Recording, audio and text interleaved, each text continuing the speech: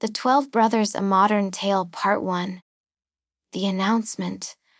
The Berlin skyline glittered beneath the penthouse windows like a circuit board, come to life. Each light a pixel in the vast digital empire that Marcus Steinhoff had built. His fortune, estimated at somewhere north of 8 billion euros, had come from a series of perfectly timed bets. On social platforms before they were ubiquitous, on cryptocurrencies before governments knew what to regulate, on gaming ecosystems that now rivaled nations in GDP.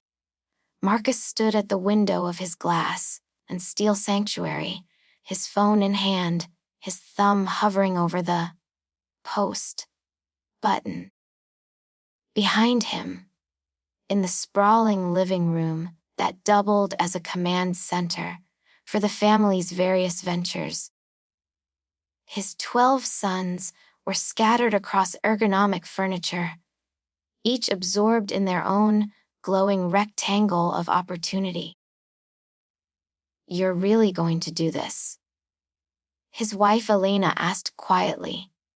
She stood in the doorway to their private wing, one hand resting on the gentle swell of her belly. 6 months pregnant, and still she moved with the grace that had first caught his attention at a tech conference in Singapore 15 years ago. "Disruption isn't just for markets," Marcus said without turning around. "Legacy law is antiquated. Dividing wealth among heirs is how dynasties crumble.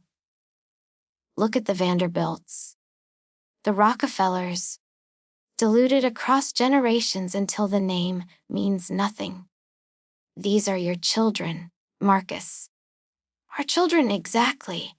Now he turned, his eyes bright with the fever of someone who believed they'd glimpsed the future. "And if this one is a girl, she'll be the ultimate disruption, a single heir, undiluted power. The Steinhoff name will mean something in 100 years." Alina felt ice crystallize in her veins. "And the boys?" Marcus smiled, but it didn't reach his eyes. "They'll be fine. They're resourceful. I raised them that way. Besides, I've prepared something for them. A going-away present, if you will. 12 Black Swan NFTs I commissioned. Ironic, don't you think?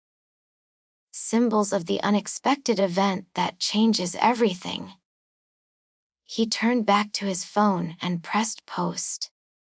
The notification rippled across the internet like a seismic wave. Marcus Steinhoff, the Prometheus of platform capitalism, had just announced that if his 13th child was female, she would inherit his entire fortune. The 12 sons would receive nothing but the symbolic NFTs. Digital artwork depicting 12 black swans being scattered by a rising sun, each bird dissolving into fragments of code. Within minutes, the family group chat exploded. "Jacob, Dad. Tell me this is performance art, Wilhelm. This has to be a hack. Someone got his account, Friedrich. I'm looking at the metadata, it's authentic. Posted from his verified device, Leonhard. He's serious. Holy shit. He's actually serious, Kaspar, Mom. What's happening?" Elena stared at her phone as messages flooded in, each son's panic manifesting in different ways. The older boys, Jacob, Wilhelm, Friedrich, were analytical, already trying to problem solve. The middle sons veered between anger and disbelief. The youngest, Benjamin, sent only a single emoji, a question mark. She typed and deleted 3 responses before settling on, "We need to talk. All of us, but not in the chat, that night." While Marcus was on a call with his lawyers, discussing the reformation of his trust structures, Alina stood in the kitchen of their penthouse, making tea she didn't want, staring at the city below and wondering how her life had become a headline. Part 2. The secret plan. Benjamin was the last to arrive at his mother's study. A cozy room, tucked away from the main living areas, lined with real books, an anomaly in their hyper-digital household. He was 21, the youngest, with his father's sharp features, but his mother's thoughtful eyes. While his brothers had embraced the spotlight, influencer channels, startup pitches, crypto podcasts, Benjamin preferred the shadows. He wrote code that solved problems no one knew existed yet. "Sorry I'm late," he said, settling into the window seat. "I was debugging the new authentication system for Wilhelm's platform."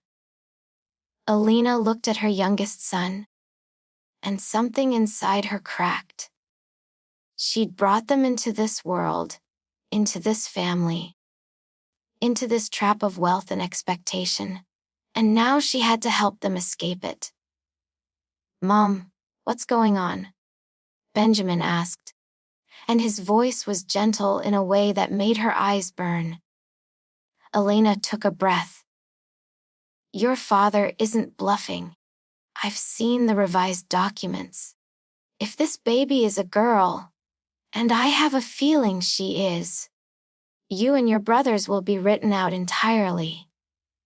No trust funds, no company shares, nothing." He sees it as a statement, a new model for dynastic wealth. "That's insane." "That's your father." Elena moved to her desk, opened a drawer, and pulled out a folder thick with printouts. "But I didn't call you here to tell you what you already know. I called you here because I have a plan, and I need your help to make it work." Benjamin leaned forward as his mother spread documents across the desk. Property deeds, financial transfers, equipment manifests. "6 months ago, when your father first started talking about this publicly, I started preparing," Elena said. "I bought a property in the Black Forest, registered under a shell company that traces back to a charity foundation. It's completely off the books, untraceable to our family. The structure is already there. An old mountain retreat that's been modernized with every off-grid technology available. Solar, wind, geothermal, satellite internet with triple VPN encryption. Enough stockpiled supplies to last years. You're saying we should run away?" Benjamin's voice was flat with disbelief. "I'm saying you should disappear," Elena corrected. "When the baby is born, I'll have a camera in the hospital nursery. I'll set up a private stream, accessible only through a Tor network with credentials I'll give you tonight. If the baby is a boy, you'll see a green heart emoji appear on the feed. Everything stays as it is. Messy and public, but you'll still have your inheritance. But if it's a girl, a red heart, a red heart. And then you and your brothers vanish. Completely.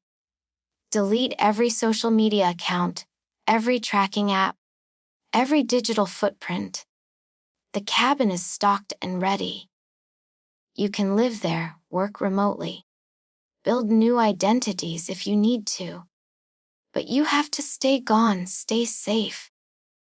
Until either your father changes his mind, unlikely, or until you've built something of your own that doesn't depend on his empire." Benjamin stared at his mother. In the low light of the study, she looked older than her 43 years, worn down by the weight of loving a man who saw even his family as chess pieces. "The others won't want to do this?" he said finally. "Jacob's about to launch his new app. Wilhelm just signed a major sponsorship deal. Friedrich has his podcast."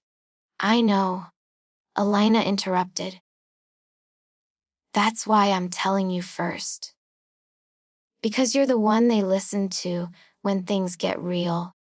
You're the one who doesn't perform for an audience. They trust you, Benjamin." He was quiet for a long moment, then nodded slowly. "Okay, I'll talk to them. But Mom, what about you? What happens when we disappear and you're left here with him?" Alina smiled, sad and certain. "I'll be exactly where I need to be, taking care of your sister, making sure she knows the truth someday, and maybe, just maybe, finding a way to fix what your father is breaking." Over the next 2 weeks, Benjamin became a ghost among ghosts, pulling his brothers aside one by one. In parks and parking garages and anonymous cafes, explaining the plan in low, urgent tones. The reactions varied. Wilhelm punched a wall. Jacob went silent for 3 days. Friedrich proposed a legal challenge. But in the end, they all agreed. Not because they believed in the plan necessarily, but because the alternative was watching their father erase them in real time, and none of them could stomach that. The night before Elena's due date, 12 young men gathered in a private server on an encrypted platform. No video, no voice, just text on black backgrounds. "Benjamin, final check.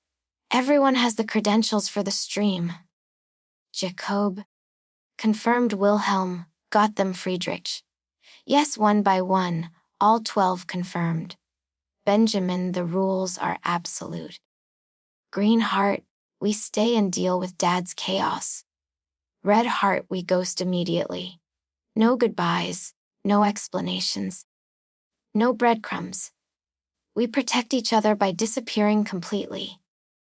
"Caspar, this is really happening, Max. I can't believe we're doing this, Anton. What choice do we have?" "Benjamin, we look out for each other. That's the choice. That's always been the choice." "Leonhard, what about the sister? If there is one." There was a long pause in the chat. Finally, Jacob typed a response that crystallized what they were all thinking. "Jacoby, she's the reason this is happening. She's the one Dad chose. We can't trust her, and we definitely can't help her. She gets everything. She can figure out her own life." Friedrichs agreed. "No women.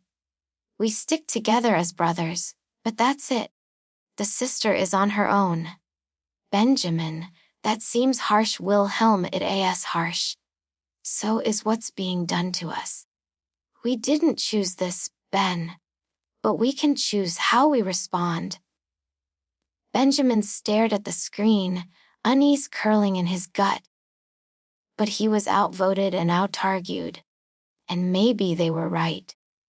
Maybe the only way to survive being erased was to erase everything that made them vulnerable. "Benjamin, okay, we watch. We wait. We stick together no matter what. All no matter what." Part 3.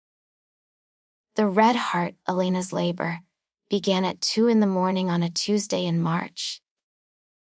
Marcus was in Tokyo for a conference. And though he arranged for a private jet to bring him back, he wouldn't arrive until after the birth. Elena was secretly relieved. She wanted this moment without his grand pronouncements, Without cameras and press releases, the delivery was smooth, almost anticlimactic given the weight of what it meant. At 4:47 a.m., the doctor held up a squirming, perfect baby girl. "She's beautiful," the nurse said, wrapping the infant in a soft blanket. "Look, she has a birthmark, right there on her forehead. It's shaped like a little star." Alina pulled her daughter close, touching the small rust-colored mark just above the baby's right eyebrow. A star, like she'd been marked by fate itself. "Her name is Rosa," Elena whispered. "Rosa Steinhoff, 2 floors below." In a utility closet that no one had any reason to visit, a small camera, hidden among ventilation equipment, captured the nursery through a fish-eye lens. The feed traveled through layers of encryption, bounced across servers on 3 continents, and arrived at 12 different screens, in 12 different locations across Berlin. Benjamin watched from his apartment, his laptop balanced on his knees, his breath coming short and fast. When his mother appeared in frame, holding a tiny bundle he knew. But he waited, because he needed to be sure. Alina looked directly at the camera. A glance, so brief anyone watching would think it accidental. Then she held up her phone, and on its screen, enlarged enough for the hidden camera to capture, was a single emoji. Red. Benjamin closed his laptop and began to delete his digital life. Jacob, watching from his office, swept all his devices into a bag and walked out without telling anyone where he was going. Wilhelm logged out of his influencer accounts mid-livestream, leaving 50,000 followers staring at a frozen screen. Friedrich deleted 7 years of podcast episodes in 3 clicks. By sunrise, 12 young men had become ghosts. Their social media showed no activity. Their phones were either off or wiped and abandoned. Their apartments sat empty. Leases paid through automated transfers from accounts that couldn't be traced back to them. They left no notes, no explanations, no clues. Marcus Steinhoff returned from Tokyo to find his newborn daughter and his 12 sons missing. The media had a field day. Part 4. The cabin. The Black Forest coordinates led to a road that barely deserved the name. More a suggestion of where vehicles might go if they were brave enough. Benjamin drove the lead car, an electric SUV with enough clearance for optimistic wilderness adventurers. Behind him came Wilhelm in a converted van, and behind that, a convoy of brothers in various states of bewilderment. "This is actually insane," Caspar said from the passenger seat of Benjamin's vehicle. "Checking the coordinates for the 5th time. We're actually doing this. We did it the moment we watched that feed," Benjamin replied. "Now we're just following through." The cabin appeared suddenly, as if the forest had decided to reveal a secret. It was larger than Benjamin had expected. A 3-story structure of dark wood and glass. Solar panels on the roof, catching the morning light. A satellite dish disguised as a weather vane. Everything designed to look rustic while being anything but. "Mom really did this?" Wilhelm asked, getting out of his van and staring up at the building. "She built this whole thing for us. She prepared an escape route," Benjamin said. "Whether we use it right is up to us." Inside, the cabin was a peculiar mix of mountain retreat and high-tech bunker. The main floor was an open plan. A large kitchen, a dining area with a table that could seat all of them, and a living space dominated by a stone fireplace that Benjamin suspected was more aesthetic than functional given the geothermal heating vents. The walls were real wood, but behind them ran enough fiber optic cable to run a small data center. The second floor held 12 bedrooms, each identically equipped with a desk, a bed, and a window looking out at the endless trees. The third floor was pure workspace. A room full of monitors, servers humming in climate-controlled cabinets, workstations set up for everything from code development to 3D rendering to cryptocurrency mining. "It's perfect," Jacob said, running his hand along one of the server racks. "It's suspicious how perfect it is." "Mom had months to prepare," Benjamin reminded him. "And unlimited money to do it with." They spent the first week establishing routines, dividing responsibilities, setting up their new anonymous digital presences. Wilhelm, who'd been the family's most visible influencer, struggled the most. He'd wake at odd hours, reaching for a phone that wasn't there to check metrics that no longer existed. "I had 3 million followers," he said one night, staring at the fire. 3 million people who knew my name, my face, my opinions on everything. Now I'm nobody." "Now you're free," Jacob corrected. "Nobody's watching, nobody's judging, nobody's demanding content from you every 6 hours." "I miss it," Wilhelm admitted. "Is that pathetic?" "It's human," Benjamin said. "But maybe being human is easier when you're not performing it for an audience." They fell into a pattern. Days were for work. Freelance coding projects under pseudonyms, cryptocurrency ventures, consultation work where their expertise mattered more than their names. Evenings were for each other, for meals around the long table, for games and arguments, and the kind of easy brotherhood that had been harder to find when their lives were public spectacles. But there was a bitterness that none of them spoke about directly. It lived in the silences, in the way they'd change the subject when anyone mentioned their parents, in the unspoken rule that they didn't talk about Rosa. One night, 3 months into their exile, Friedrich broke the silence. "Do you think she knows about us?" he asked. "The sister.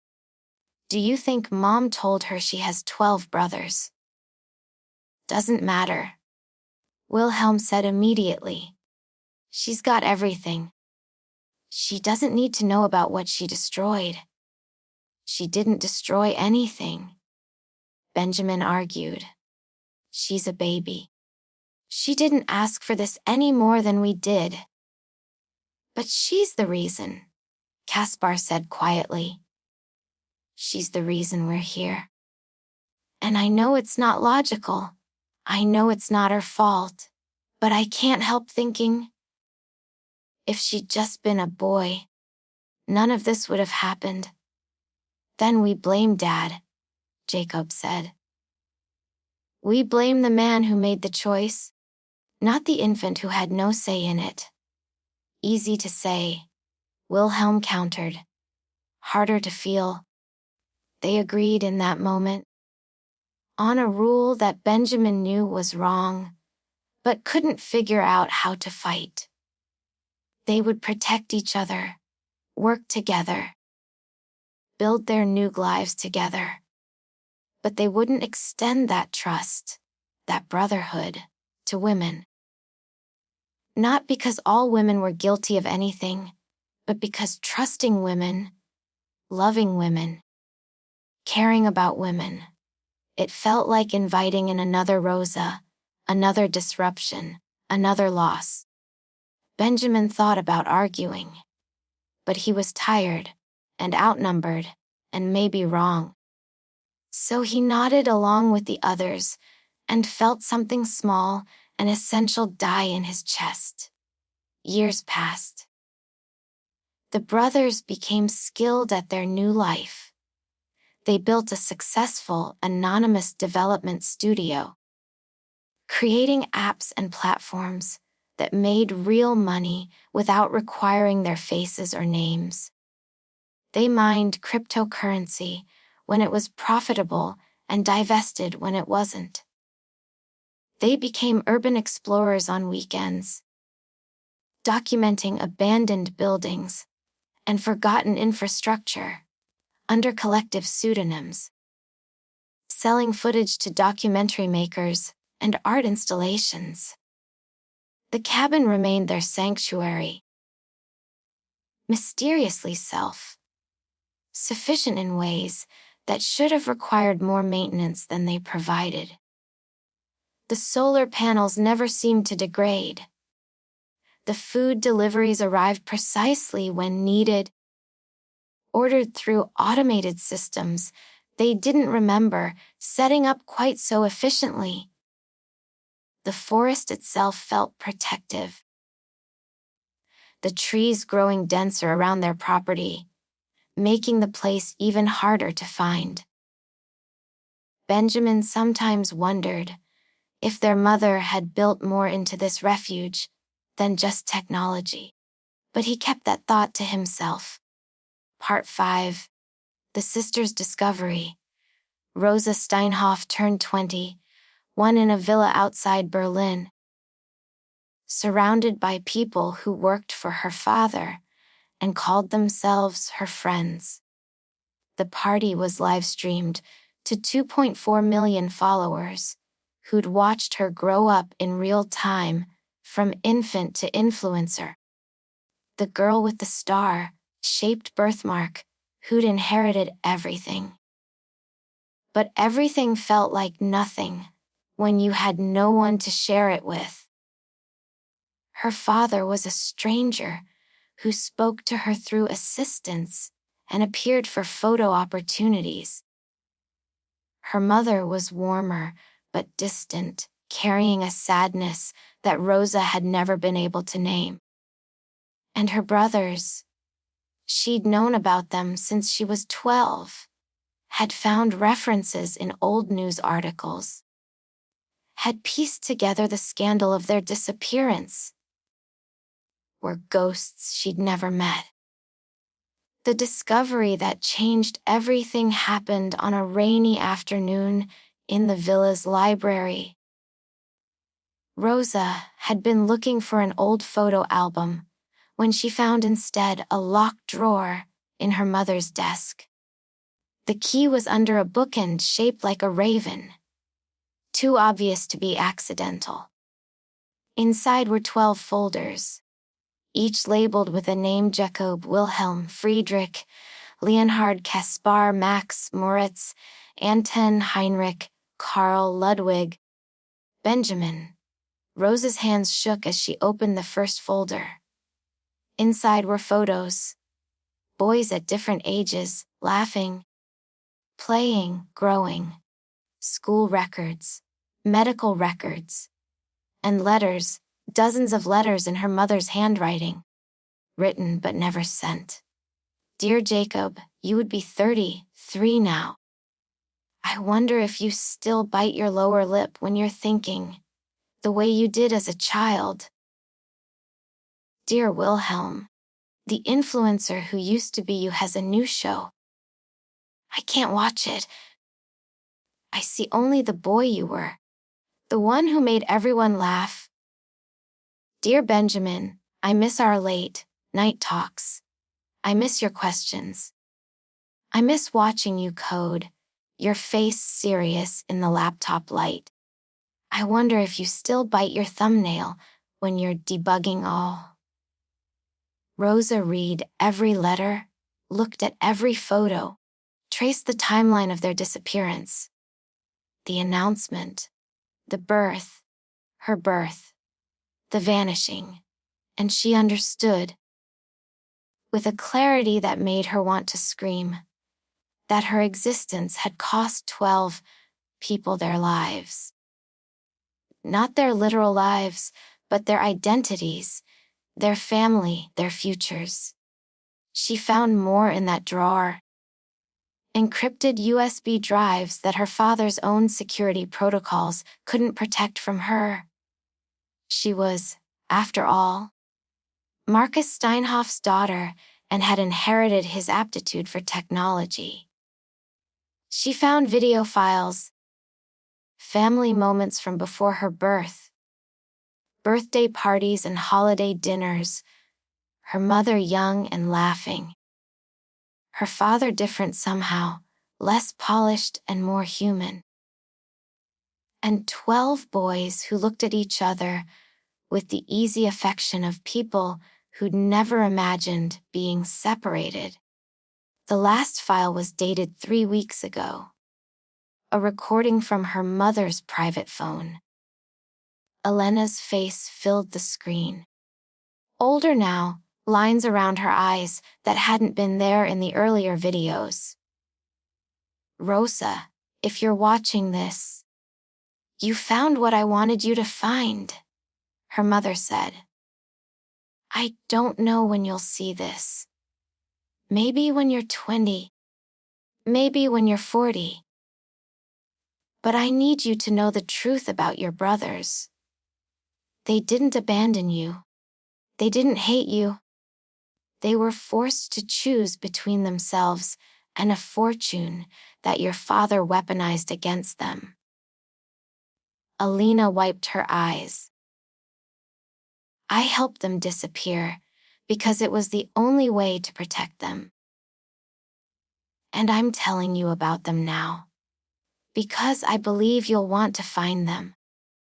You're stubborn that way. You get it from both sides of the family. But Rosa, if you do try to find them, you need to understand they may not want to be found. They may blame you for everything they lost. You'll have to prove yourself to them. You'll have to show them who you are. The recording ended. Rosa sat in the dark library for a long time, then she began to plan. Part 6. The search finding people who didn't want to be found was harder than Rosa expected. Even with unlimited resources and a facility for technology that matched her father's. Her brothers had been thorough in their erasure. But they'd also been young when they disappeared, and young people make mistakes. Rosa started with the oldest posts, the final digital breadcrumbs before the vanishing. Jacob had been arguing with someone on a developer forum about the best framework for mobile apps.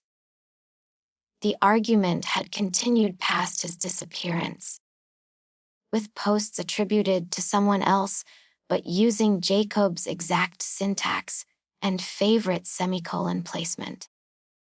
Rosa traced that user through 3 more platforms before finding a GitHub repository with code that had Jacob's fingerprints all over it. Wilhelm had been harder, but influencers leave shadows, followers who remember, fan sites that archive, collaborative projects that continue. Rosa found a video production company that had done work with someone matching Wilhelm's description. Paid in cryptocurrency, never photographed.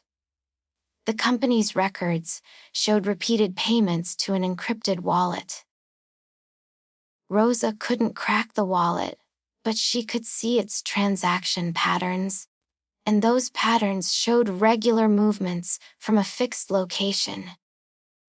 It took 8 months, dozens of false leads, and techniques that would have made her father proud and her mother worried. But eventually, Rosa had coordinates, a region in the Black Forest, remote and off-grid, where satellite imagery showed a structure that appeared on no official maps, but had the energy signature of a small tech campus. She didn't tell anyone what she was doing. She packed a bag, left her bodyguards behind with a cover story about a meditation retreat, and drove into the forest alone. The cabin was harder to find than the coordinates suggested. Roads became suggestions, suggestions became paths, paths became guesses. Rosa's car, a sensible hybrid SUV, not the flashy things her father's employees usually drove, struggled over the final approach. When she saw it, her breath caught. It was beautiful in an understated way. Exactly the kind of place she dreamed of when city life felt suffocating. Smoke rose from a chimney. Lights glowed in windows. People lived here, and if her research was right, those people were her brothers. Rosa parked a quarter-mile away and approached on foot. She didn't want to scare them, didn't want to trigger whatever security they'd surely built into this refuge. As she got closer, she could hear sounds, voices, laughter, the bass thump of music.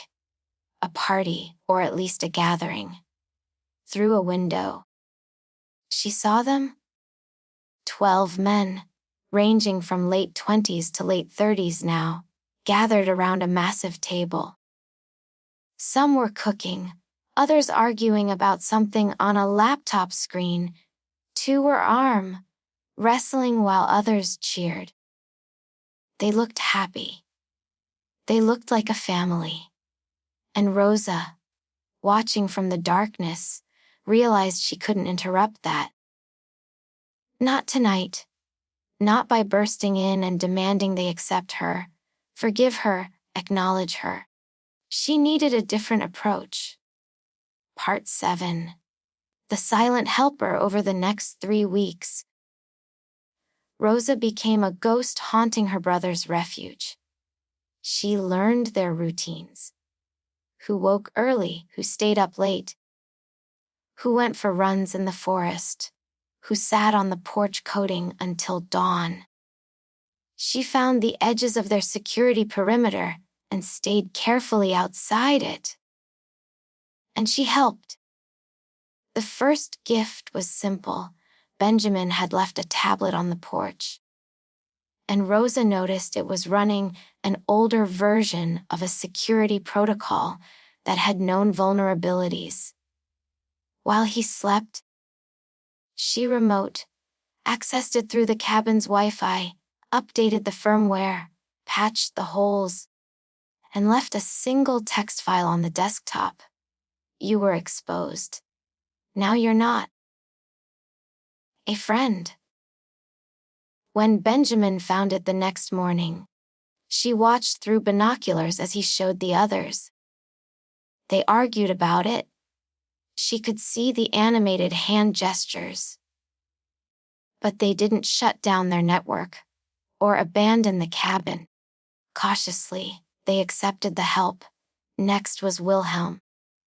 She'd watched him trying to edit video on a laptop that kept crashing. And she recognized the problem. A corrupted codec library that was fixable if you knew where to look. That night, she left a USB drive under his car's windshield wiper with the fix and instructions. Signed only, a friend, for Friedrich. She found a bug in a podcast platform he was developing under a pseudonym and submitted a detailed fix through a burner GitHub account. For Leonhard, she left a book he'd been trying to find.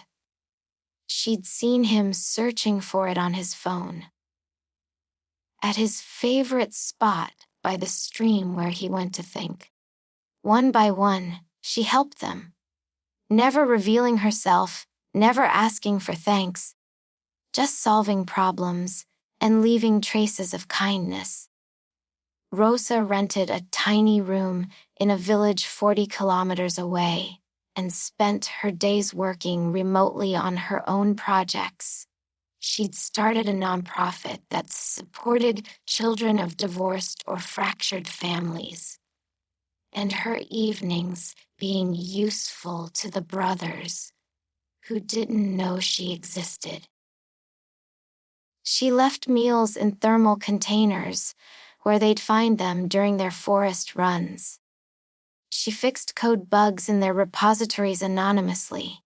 She even once, when she noticed their satellite internet was having issues, climbed onto their roof at 3 a.m. to realign the dish. It was a strange life, lonely in some ways, but purposeful in others. Every small act felt like building a bridge across years of absence, one plank at a time. The brothers began to talk about their mysterious helper. "It's Mom," Wilhelm insisted. "Who else would know us this well?" "Mom would just show up," Jacob countered.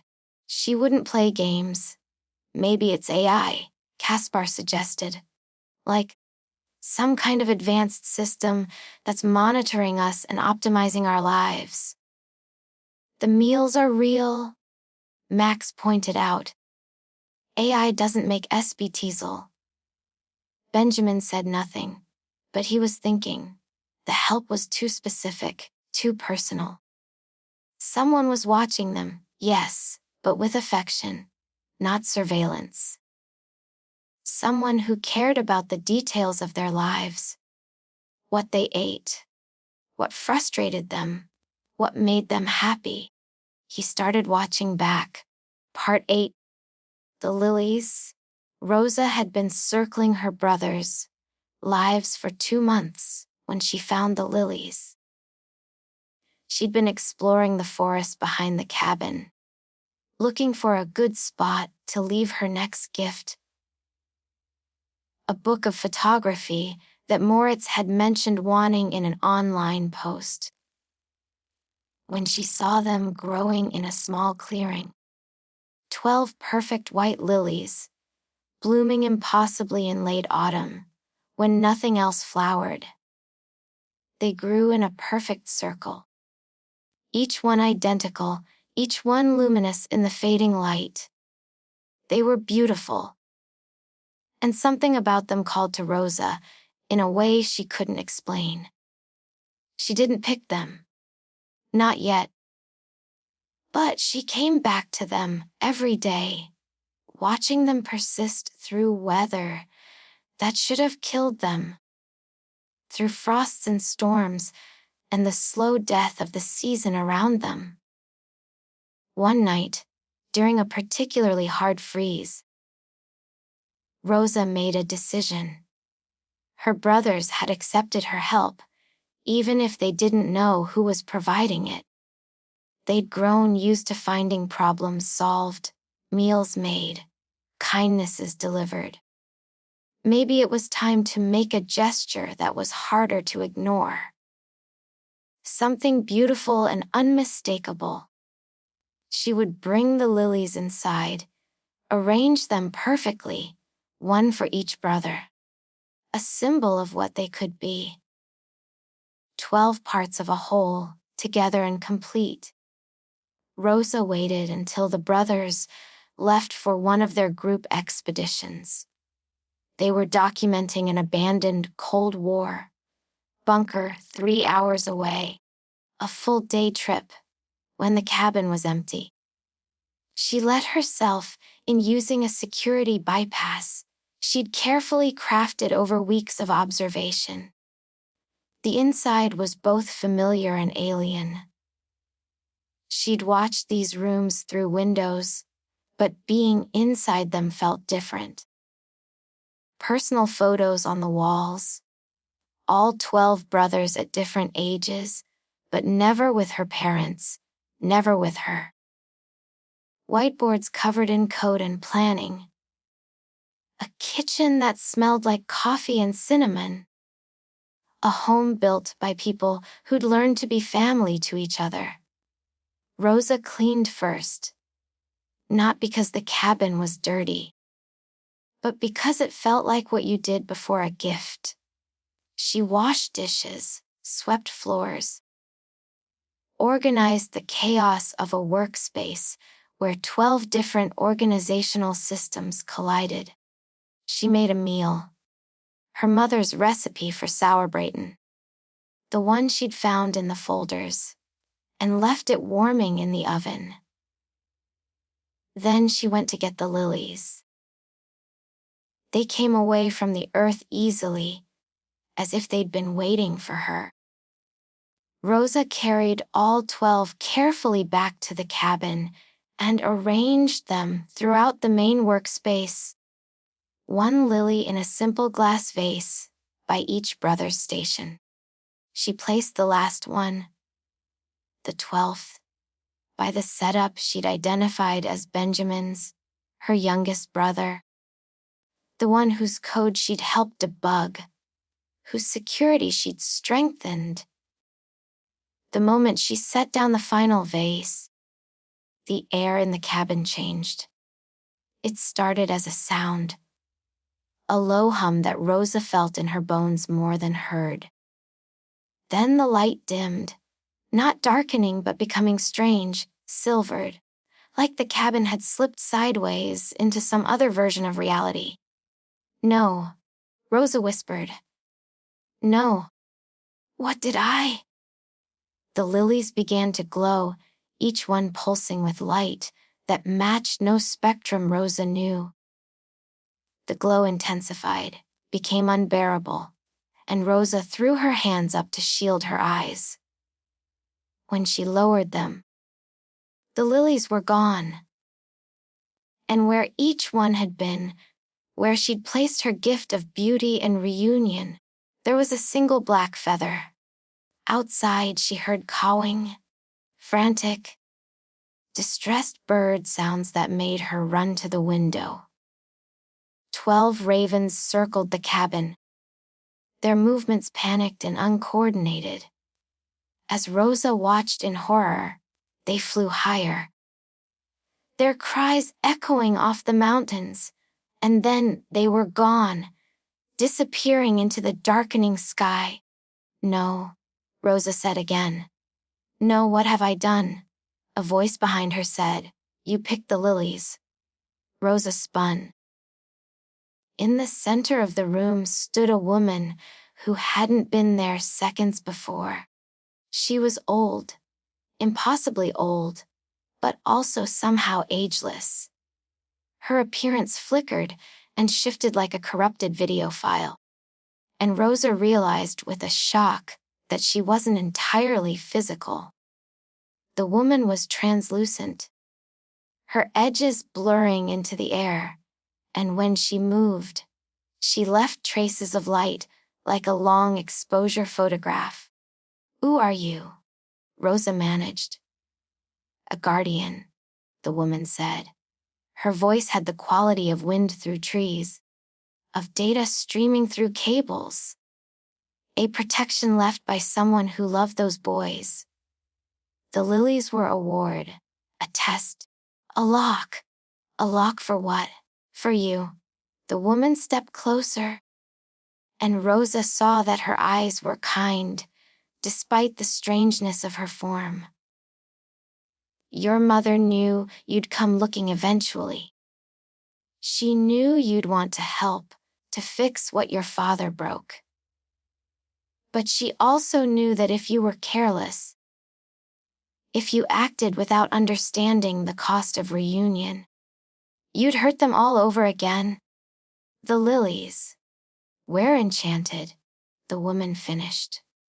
By me, at your mother's request.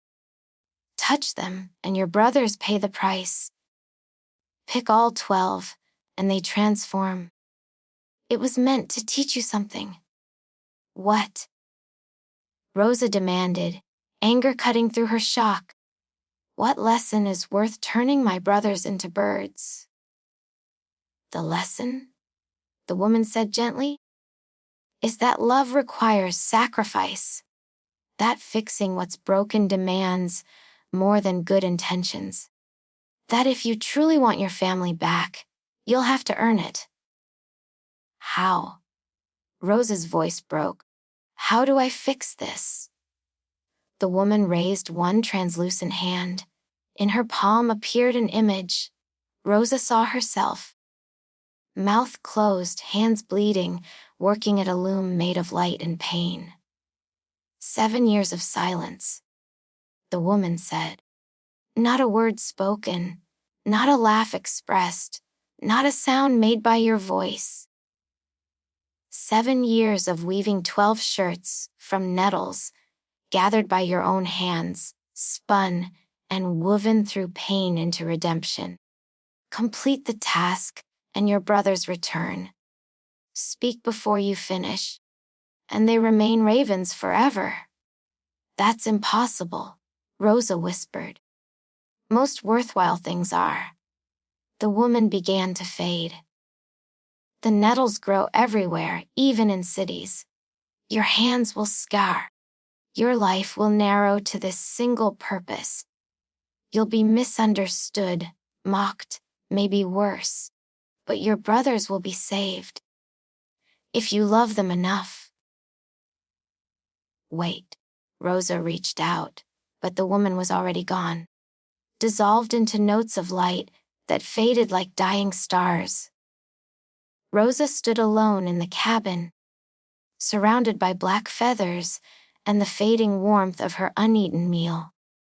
Outside, 12 ravens were somewhere in the vast sky, frightened and lost and waiting for a sister they'd never met to save them. She picked up one of the feathers, soft and midnight, dark. I'll save you, she promised the empty air. I don't care what it costs. You're my brothers, and I'll bring you home. Part 9. The gathering Rosa began that night. She found nettles growing wild near the cabin. The forest was full of them. And learned immediately why they were part of the punishment. The moment her fingers touched the leaves, fire raced up her arms. Not metaphorical fire, but real burning pain that made her gasp. She couldn't gasp. She couldn't make a sound. Rosa clamped her mouth shut and kept picking. Tears running silently down her face as she filled a basket with the hateful plants. By the time she had enough for a single night's work, her hands were blistered and swollen. She couldn't stay at the cabin. That felt wrong, living in the home her brothers had made without them. She drove back to Berlin, her hands screaming with every movement of the steering wheel, and rented the smallest, cheapest apartment she could find. A studio in New Cologne. The kind of place that asked no questions as long as rent appeared on time. Then she began to disappear from her own life. She couldn't speak, which meant no more video calls with her father's staff, no more influencer content, no more public appearances. Rosa crafted careful emails explaining that she was taking a sabbatical for mental health. Stepping back from public life, exploring herself away from cameras. Her father was furious. She knew from the emails his assistants sent, but she didn't care. Let him be angry. Let the whole world be angry. She had brothers to save. The process of turning nettles into thread was agonizing. Rosa researched traditional methods online. She could still type, still read, still exist in the digital world, as long as she didn't speak. And learned that you had to soak the nettles, pound them, card them, spin them. Every step hurt. The fibers cut her hands even after the initial sting faded. Blood mixed with plant matter, until she couldn't tell where she ended, and the work began. She set up a spinning wheel in her apartment, an antique she bought online, and spent her days in pain and silence, creating thread that looked like moonlight and felt like broken glass. At night, when the agony made sleep impossible, she went out into the city to gather more nettles. They grew in parks, in abandoned lots, in the margins where city met wild. Rosa learned to see them everywhere, these plants of punishment and redemption. People began to notice. First it was just her neighbors, curious about the silent woman who came and went at odd hours. Then it was people online. Someone had photographed her gathering nettles in Geo-Relitzer Park at midnight and posted it with the caption, "Weird nettle witch spotted in Kreuzberg." The photo showed Rosa's profile, her star-shaped birthmark just visible, her hands wrapped in bloody bandages. The image went viral. Within days, people had connected the strange woman in the photo to Rosa Steinhoff, heir to a tech fortune, influencer and public figure who'd gone silent weeks ago. Theories exploded across social media. She was having a breakdown. She was in a cult. She was making some kind of artistic statement. She was dying. Rosa ignored all of it. She'd deleted her social media apps, disabled notifications, cut herself off from the digital applause and condemnation that had shaped her life. All that mattered was the work. Spin the nettle fibers into thread. Weave the thread into cloth. Sew the cloth into shirts. 12 shirts to hold 12 souls. 7 years. Part 10. The kind CEO, Rosa had been silent for 11 months when she met David Chen at a co-working space in Mid. She'd rented a desk there because her apartment had become claustrophobic, and the space had private pods where she could work without being disturbed. She was spinning nettles. She'd gotten permission to do fiber art at her desk as long as she kept the mess contained. When someone sat down in the pod next to hers, "That looks painful," a voice said. Rosa looked up. The man was about her age, Asian features, kind eyes behind trendy glasses, dressed in the casual, expensive way of tech entrepreneurs. He was looking at her hands, at the bandages and scars, with concern that seemed genuine. She nodded but didn't speak. Couldn't speak. "Sorry, I didn't mean to intrude," he continued. "I'm David. I run a sustainable fashion company. We're trying to revolutionize textile production with biodegradable smart fabrics. Your work looked relevant, but I can see you're busy." Rosa pulled out her phone and typed, "It's fine. I'm Rosa. I can't speak, but we can text." David glanced at the screen she showed him and nodded immediately. "Got it. Text works. Mind if I ask what you're making?" "Shirts. 12 of them. For my brothers. From nettles." "That's hardcore traditional craft." "Respect." David pulled out his laptop.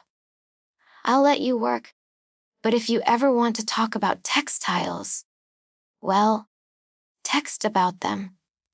I'm usually here Wednesday mornings. Over the following weeks, David became a constant presence in Rosa's silence.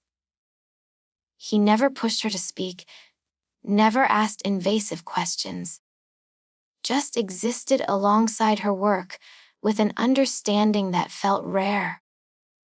He brought her coffee. He learned she took it black with 1 sugar, and sometimes left books about textile history on her desk. Rosa found herself looking forward to Wednesdays. In the isolation of her task,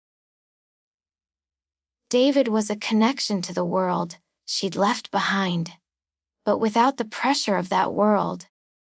He talked about his company's challenges, about sustainable business, about his frustrations with investors who didn't understand why ethics mattered.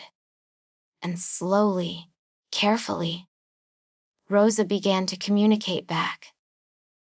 Not with words, never with words, but with texts that grew longer, more personal. She told him about her brothers, about the betrayal that had scattered them, about her quest to bring them home. She didn't mention the magic, the curse, the transformation. Just that she was making these shirts as a symbol, a bridge, a way back to family. David listened, read, understood. "You're amazing," he texted one day. "You know that. Most people talk about family and loyalty, but you're literally scaring yourself for it." Rosa looked at her hands.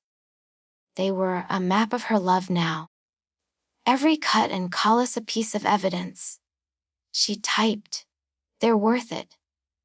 6 months later, David asked her to dinner. She accepted, bringing her notebook to communicate. They ate at a quiet restaurant where the staff didn't mind her silence, where David ordered for both of them. He'd learned her preferences. And they talked through written words about everything and nothing. When he drove her home, he walked her to her door and said, "I know this is fast. I know you have your mission and your silence. But Rosa, I think I'm falling in love with you. And I wanted you to know that, even if you can't say it back." Rosa felt something crack open in her chest. She'd been alone for so long, focused for so long, that she'd forgotten what it felt like to be seen by someone who wasn't watching for entertainment or judgment. She pulled out her phone and typed, "I think I love you too." David smiled. A real smile. The kind that changed his whole face. "Then we'll figure this out. However long it takes." They were married 8 months later, in a ceremony conducted in complete silence, where Rosa signed her vows and David spoke his aloud. And the small gathering of friends understood that love didn't always need words to be real. Part 11. The accusation. David's mother, Margaret Chen, was a force of nature who'd built her own empire in luxury real estate before retiring to what she called advisory roles in her son's life. She had opinions about everything and the money to make those opinions heard. She took one look at Rosa, silent, scarred, surrounded by nettles and mystery, and decided her son had made a terrible mistake. "She's using you," Margaret said during a family dinner that Rosa attended but couldn't participate in. "Look at her. She won't speak, won't explain herself, just sits there making those creepy shirts. And you're telling me she's Marcus Steinhoff's daughter, the girl who inherited billions. Why would she be living in a studio apartment spinning weeds?" They're Nettles, Mom, David said patiently. And it's for her brothers. Brothers no one has seen in years. Brothers who might not even exist. Margaret leaned forward. David, I know you think you're in love, but this woman is either mentally ill or running some kind of long con. Either way, you need to protect yourself. Rosa said nothing. Couldn't say anything. She just kept eating her meal, aware of Margaret's eyes burning into her. After dinner, David drove Rosa home. I'm sorry, he said. She'll come around. She's just protective. Rosa typed, she thinks I'm dangerous. She thinks everyone who gets close to me is dangerous. David replied, it's not personal, but it was personal. Margaret Chen had decided that Rosa was a threat, and she had the resources to make that belief a problem. It started with private investigators. Margaret hired 3 different firms to dig into Rosa's background, her finances, her mysterious silence. They found the apartment full of Nettles. They found the night gatherings in parks. They found social media posts from people who'd seen Rosa's strange rituals and called her everything from witch to cult leader. Margaret compiled it all into a dossier and presented it to David over breakfast. Look at this. Just look. She's gathering plants in the middle of the night, covered in blood, refusing to speak. She's got people online calling her a witch. David, what does that tell you? That people are quick to judge what they don't understand. David said firmly, Mom, I know Rosa's situation looks strange from the outside. But she's not hurting anyone. She's working through something, and I'm supporting her. She's hurting you. Margaret's voice rose. You're so blinded by whatever spell she's cast that you can't see it. This silence thing, it's manipulation. It's a way to make you do all the emotional labor while she stays mysterious and unavailable. It's not manipulation. It's a promise she made. To whom? For what? Margaret stood pacing. David, I didn't raise you to be naive. This woman appears out of nowhere, won't communicate normally, is clearly involved in something occult or illegal, and you marry her within a year. No. I won't watch you destroy your life for someone who won't even speak to defend herself. The campaign escalated from there. Margaret started posting on social media carefully worded concerns about her son's troubling relationship with a disturbed young woman. She shared photos from the private investigators. Rosa gathering nettles. Rosa at her loom. Rosa's scarred hands. The internet, always hungry for drama, seized on it immediately. Save David Chen began trending. People who'd never met Rosa or David suddenly had strong opinions about their relationship. Think pieces appeared. The concerning rise of silence as manipulation. When wealth and mental illness collide. The modern witch hunt or justified concern. Rosa watched it all happen from a distance. She was 3 years into her 7-year silence. Halfway through the 3rd shirt, she couldn't defend herself. Couldn't explain. Couldn't tell the world that she was saving her brothers from a curse that had turned them into ravens. She could only keep working. David tried to shield her. He released a statement. My wife is going through a deeply personal process related to family healing. Her silence is a choice she's made for reasons that are her own. I support her completely, and I ask that people respect our privacy. It wasn't enough.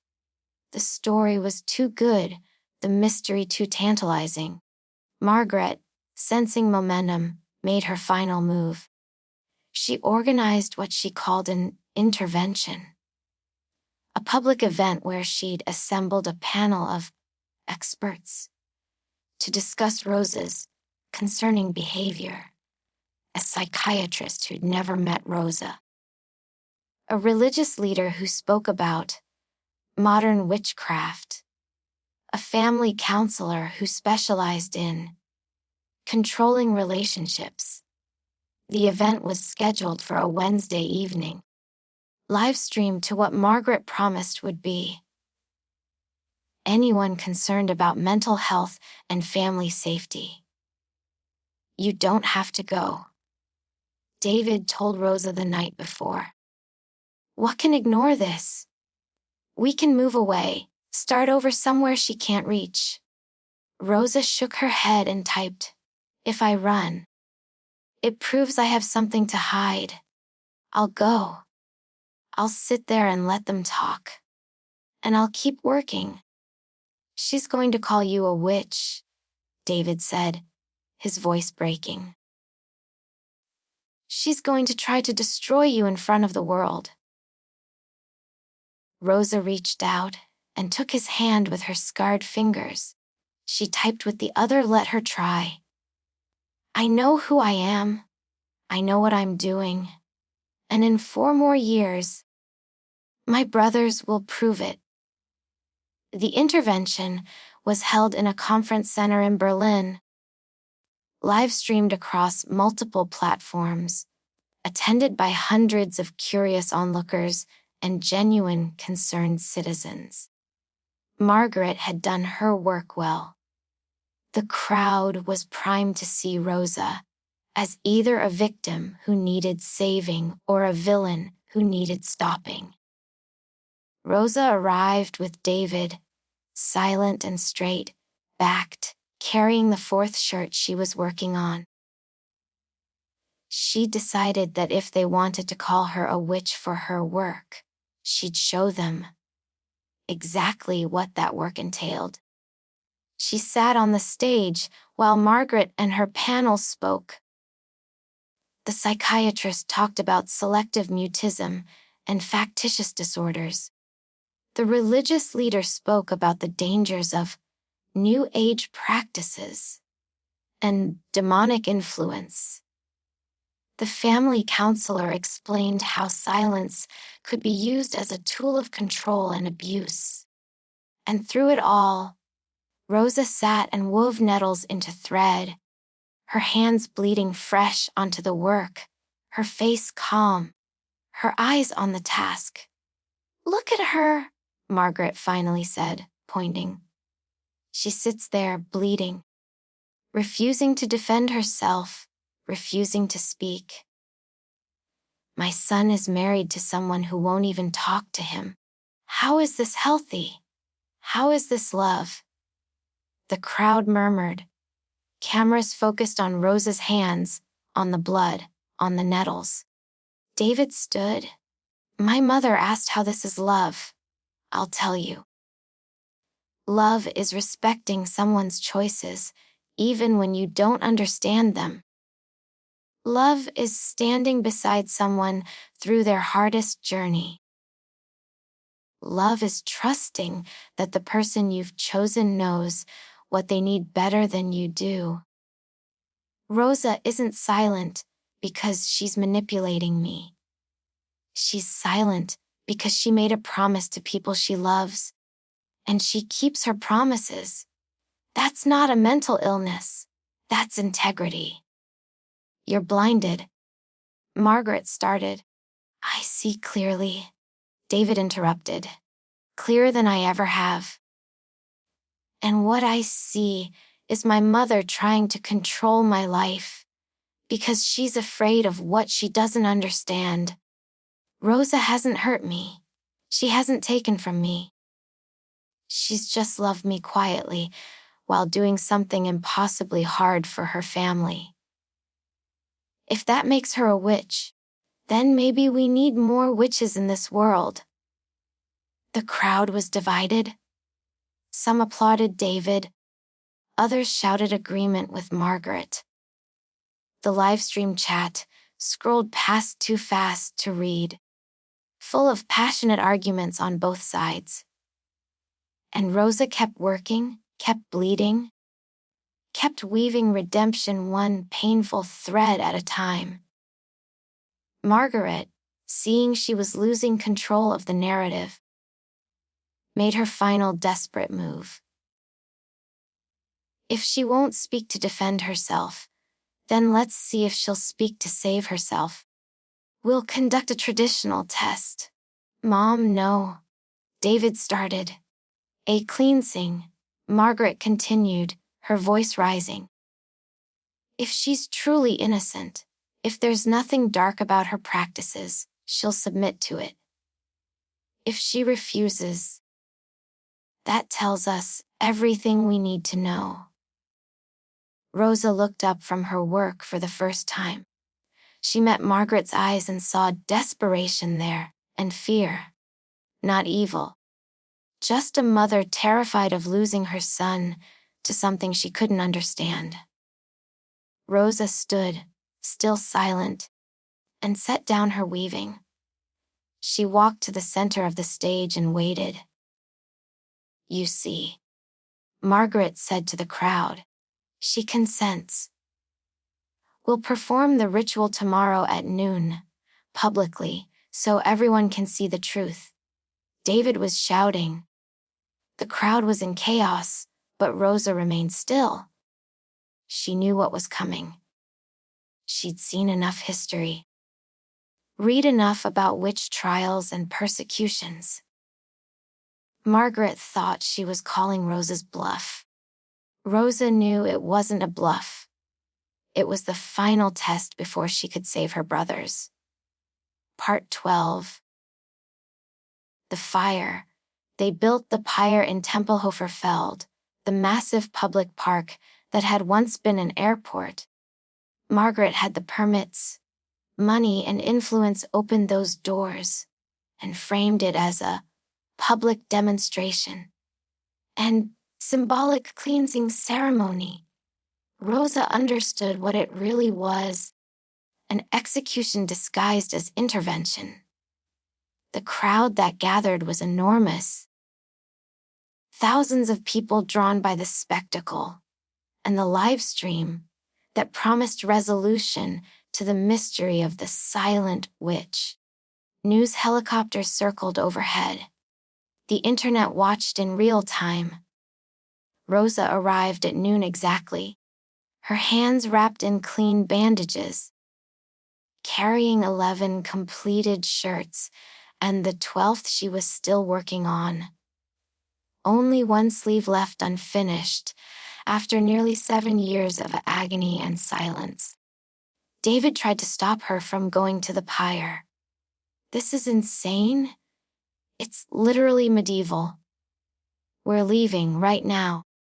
Getting on a plane. Rosa shook her head and typed one final message, trust me. This is almost over. She walked through the crowd alone. People shouted, some in support, others in condemnation. Cameras flashed. The live stream counter showed 30 million people watching worldwide. Margaret stood at the base of the wooden structure they'd built, flanked by the religious leader and several security guards. Rosa Steinhoff, she said formally, her voice amplified. You stand accused of using dark practices to control and manipulate my son.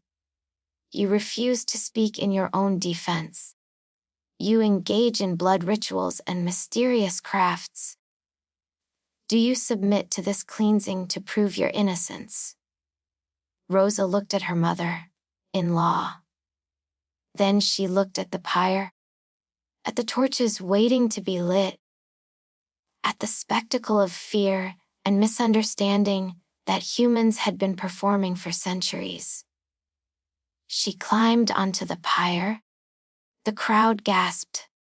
David screamed. But Rosa settled herself on the wooden platform, arranged the 11 completed shirts around her, and continued working on the 12th. Her fingers moving steadily, even as Margaret's people began to light the kindling below. "She's actually doing it," someone in the crowd whispered. "She's proving she's a witch," another shouted. "She's proving she's innocent," a third countered. The flames caught. Smoke began to rise.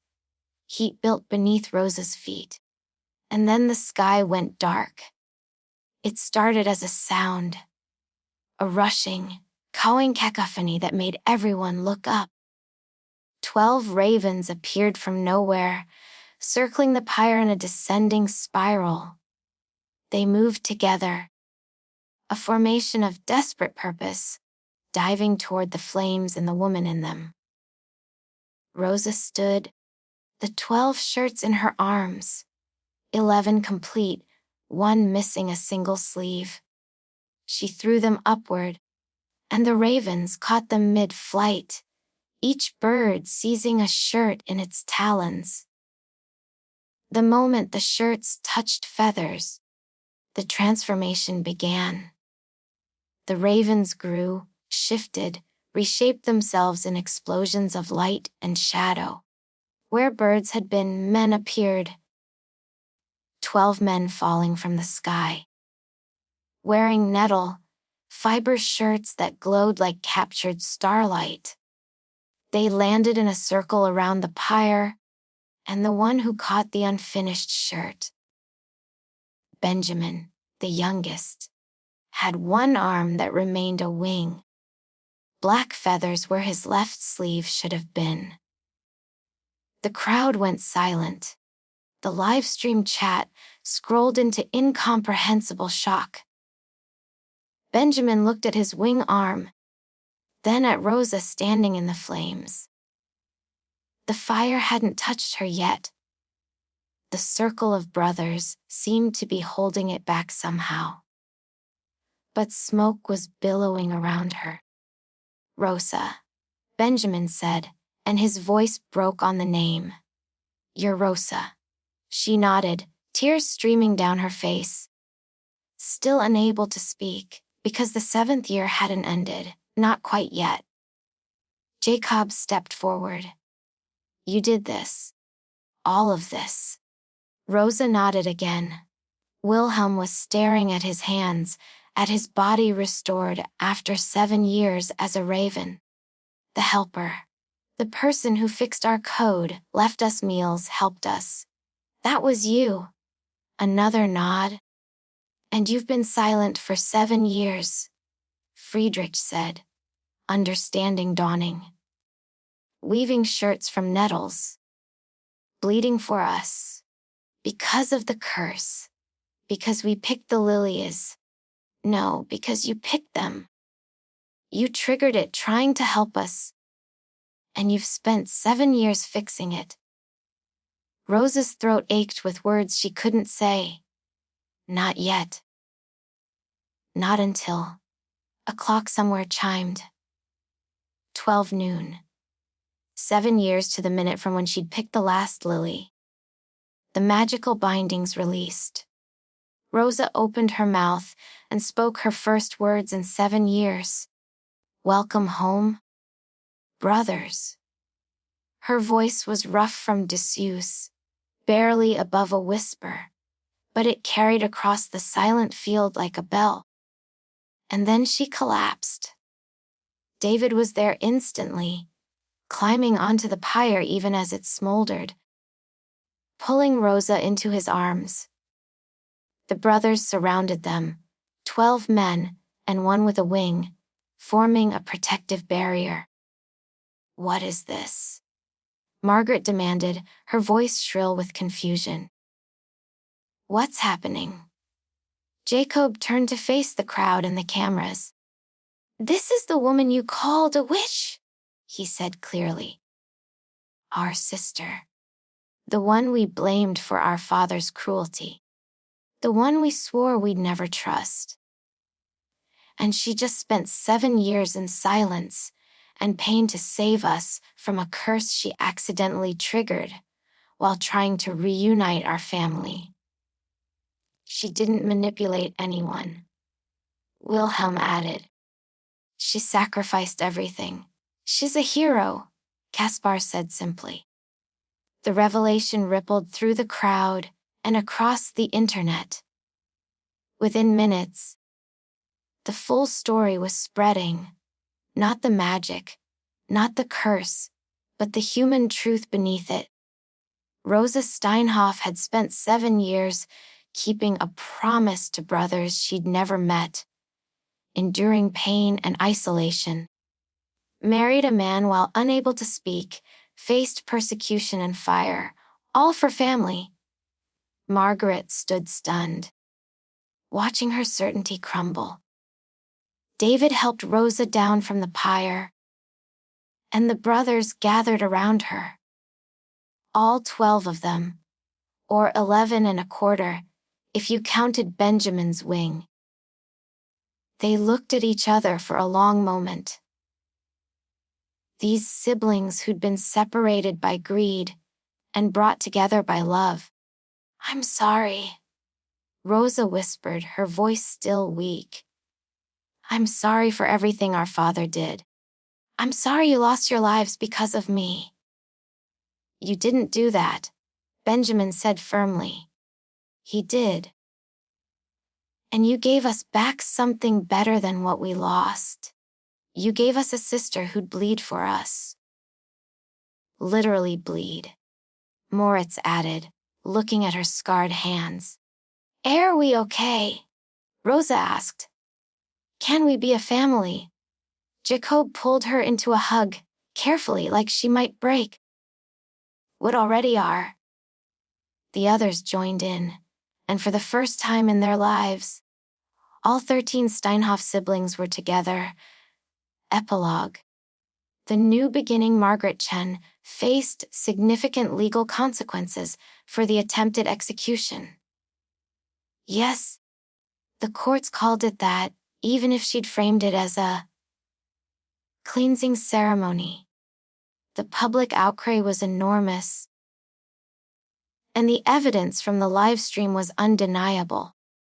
She was convicted of reckless endangerment and sentenced to community service and mandatory counseling.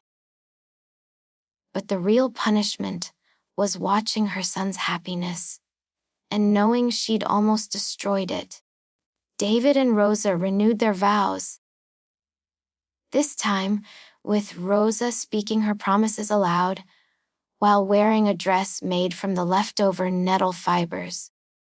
All 12 brothers attended, Benjamin with a custom, tailored shirt that accommodated his wing. The brothers and Rosa bought a larger property in the Black Forest, a compound where they could all live and work together when they wanted solitude from the world.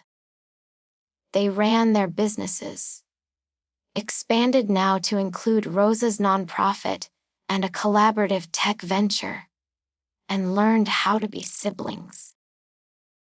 Benjamin's wing never transformed back, even after the curse was fully broken. He considered having it surgically altered, but decided against it. "It's a reminder," he told Rosa one evening as they sat on the porch of the forest compound, watching the others argue about something trivial and wonderful. "Of what you did, of what we almost lost, of how love can be both curse and cure." Rosa touched the feathers gently. They were soft midnight, black, and when Benjamin moved them, they caught the light like oil on water.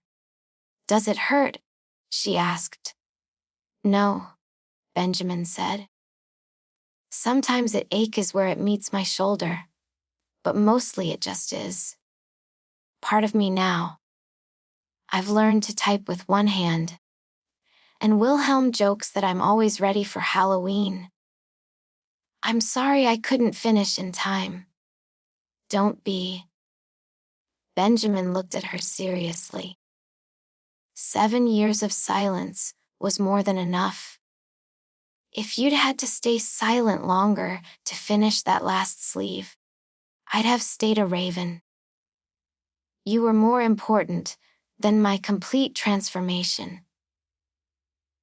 Rosa leaned her head on her brother's shoulder, the one without the wing, and watched the sunset paint the forest gold.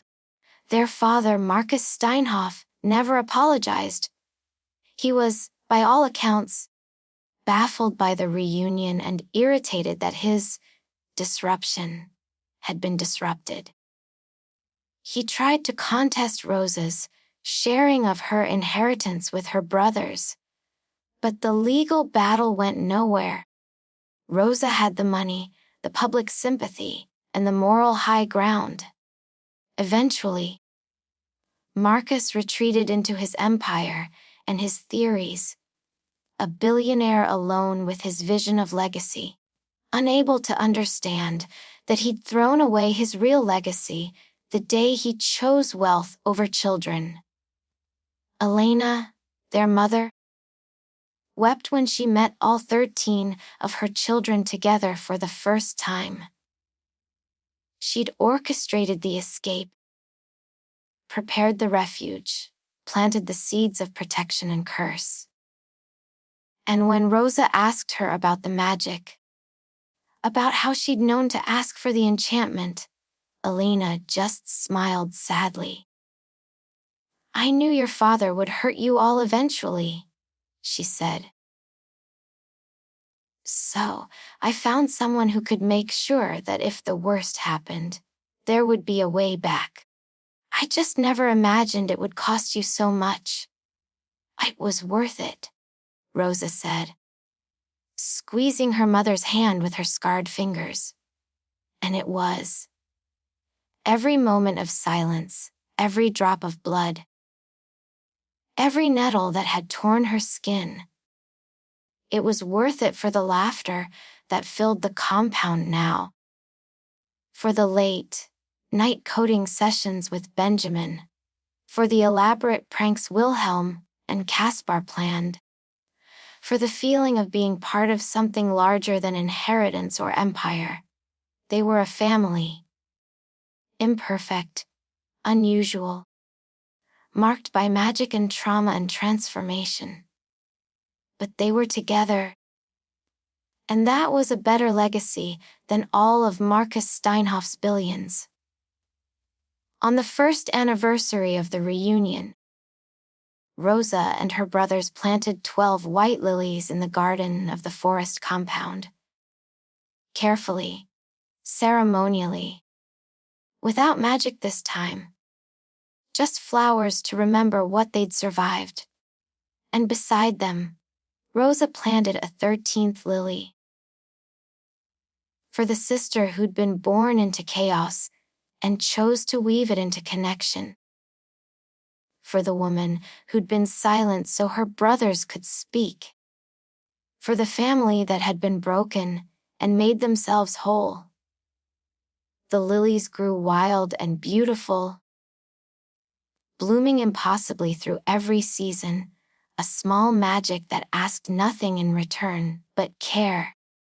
And the ravens, the real ones, not transformed brothers, came to visit sometimes, circling the compound in formations of 12, cawing messages that sounded almost like laughter. In Berlin, in the Black Forest, in the digital spaces where they worked and created, the Steinhoff siblings built a new story. Not the one their father had written, not the one the curse had imposed, but one they chose together. It was a story about love requiring sacrifice, about silence speaking louder than words, about family being something you make rather than something you're given. It was a story that started with betrayal and ended with redemption. It was their story, and it was finally complete. Teach EEND.